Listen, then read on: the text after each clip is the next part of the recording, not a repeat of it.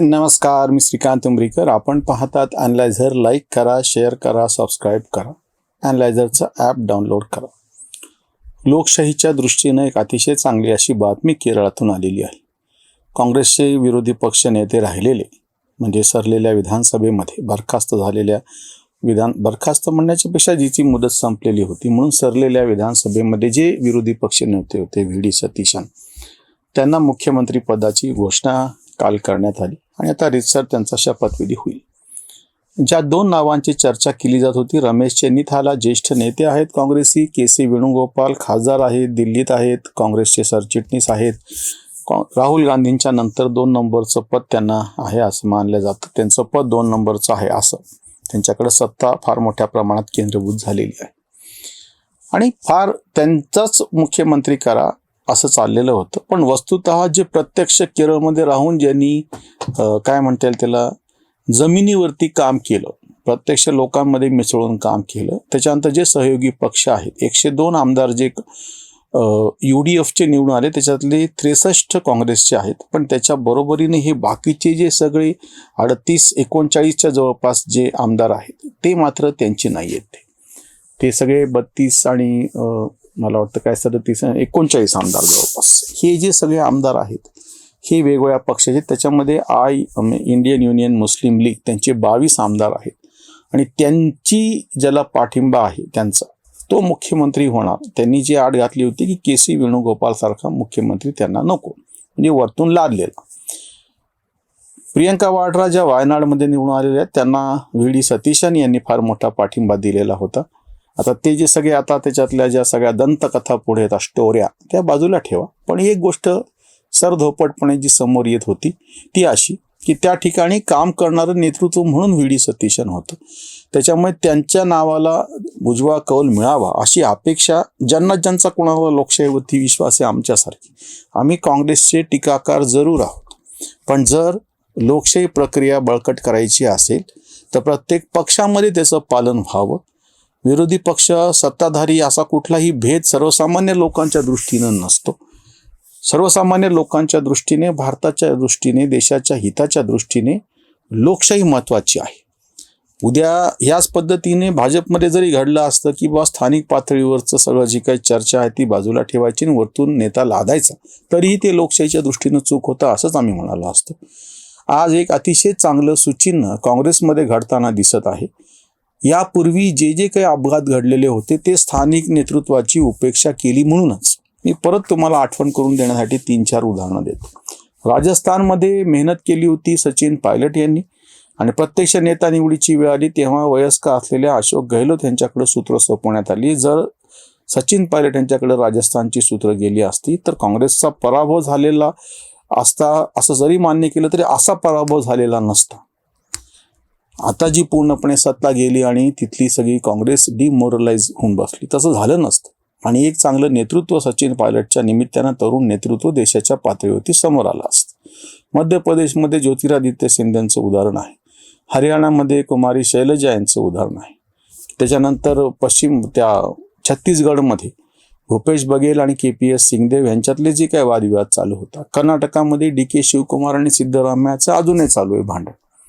या सगळ्या मालिकेतून त्या ठिकाणी फार मोठं तोटा काँग्रेसला सहन करावा लागला. चरणजीत सिंग चन्नी सारखं हास्यास्पद असलेलं नेतृत्व काँग्रेसने केवळ दलित म्हणून आणि बाकीच्या सगळ्या गटबाजीला उत्तर म्हणून बसवलं. उपयोग काहीच झाला नाही. सत्ता तर गेलीच, पण तिथली काँग्रेस पूर्णपणे डिमोरलाइज झाली. असमचं तर उदाहरण काय सांगावं, सोडवावं तसं. तुम्ही ज्याची उपेक्षा केली तो हेमंत बिस्व शर्मा शेवटी बाहेर पडला आणि त्यानं सलग तिसऱ्यांदा 3 निवडणुका काँग्रेसचा दारुण पराभव तिथं करून दाखवला. हे सगळं पार्श्वभूमीवरती काही ना काहीतरी शहाणपण काँग्रेसला यावं अशी अपेक्षा होती लोकशाहीच्या दृष्टीनं आणि योगायोगानं ते आलेलं दिसतं आहे. केरळमध्ये 2 आव्हानं आहेत. एक सगळ्यात पहिली गोष्ट म्हणजे 10 वर्ष दीर्घकाळ तिथे कम्युनिस्टांची सत्ता होती. त्यांचा पराभव करून काँग्रेस आघाडी निवडून आलेली आहे. हे केवळ एक सरळ साधं सत्तांतर नाही.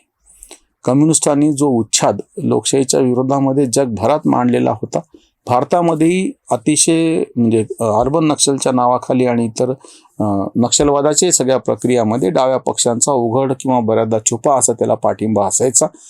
प्रत्यक्ष केरळमधलाही कारभार भ्रष्ट होता ही तर गोष्ट आहेच. नेतृत्व जुनं झालं होतं, 80च्या पुढं वय गेलेलं आहे पी विजयन यांचं.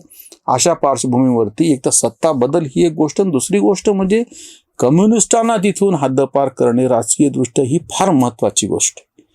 दुसरा कुठला पक्ष तिथे मोठा व्हावा, उद्या भारतीय जनता पक्ष तिथे 2 नंबरचा पक्ष होऊन बसेल, त्यांच्याशी तुम्ही विरोध करू शकता, किंवा काँग्रेसची सत्ता जाऊन काँग्रेस 2 नंबरचा विरोधी पक्ष होईल, तेही चालेल. पण कम्युनिस्ट नको.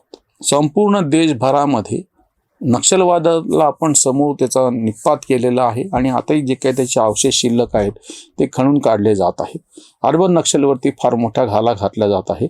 शिल्लक जो राहिलेला होता राजकीय नक्षलवाद, ज्याला म्हणतो मी कम्युनिस्टांना, आता त्याची जी काही धुगधुगी शिल्लक होती ती केरळमध्ये, त्याच्यामुळं काँग्रेसचं अभिनंदन की त्यांनी ही जी काही शेवटची धुगधुगी होती राजकीय नक्षलवादाची, असं मी त्याला म्हणेल, कम्युनिस्ट पक्षाची, त्याच्यावरती त्यांनी घाव घातला, निर्णायक घाव घातला. आता पुढचा जो अजून एक फार वेगळा आणि महत्त्वाचा टप्पा आहे तो त्याच्यामध्ये काँग्रेस काय किंवा कुठला पक्ष सत्तेवरती आहे हा नाही मुद्दा.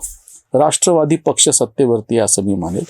विझागचा जो प्रचंड मोठं बंदर, जिथं सगळ्यात मोठ्या ज्यांना खोल अतिशय पाण्यामध्ये हे म्हणजे पाणी तिथं म्हणजे खोली लागते त्या समुद्रामध्ये, असं जे बंदर विकसित केलं गेलेलं आहे आणि तिथून फार मोठ्या प्रमाणामध्ये ज्याला आपण जागतिक व्यापार म्हणतो त्याची उलाढाल तिथून होऊ शकते.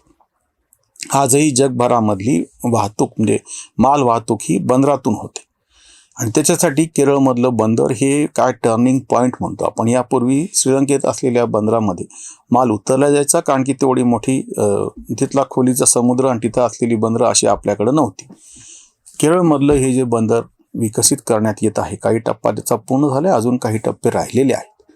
त्याच्यामुळे तिथे जे काही राज्य सरकार येतं आहे, आता काँग्रेसचं आलेलं आहे, पण तरी आम्ही अपेक्षा त्याच्याकडून अशी करतो की जसं नक्षलवादाचं समूळ नायनाट करण्यासाठी काँग्रेसचं राज्य असलेलं तेलंगणा, तेलुगू देशमचं राज्य असलेलं आंध्र प्रदेश, झारखंड मुक्ती मोर्चाचं राज्य असलेलं झारखंड आणि बाकीचे BJPचे राज्य, आणि ममतांचं त्याच्या बाबतीमध्ये मी कौतुक करेल, बाकीची किती टीका केली तरी पश्चिम बंगालचा पण भाग, या सगळा पट्टा जो नक्षलवादाचा होता आणि केंद्रीय गृहमंत्री अमित शहानी 2019 पासून जे कडक असं धोरण अवलंबले होतं त्याला सगळ्या मुख्यमंत्र्यांनी साथ दिली.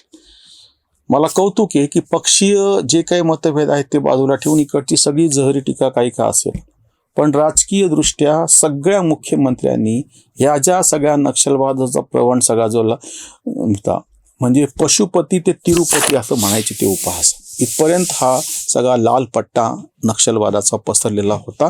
त्याचा नायनाट करण्यासाठी सगळ्या पक्षाच्या मुख्यमंत्र्यांनी तिथल्या राज्य सरकारांनी सहकार्य केलं. आता केरळमध्ये काँग्रेसचं सरकार VD सतीशनच्या नेतृत्वाखाली येत आहे. त्या सरकारकडून आमच्या अपेक्षा आहेत.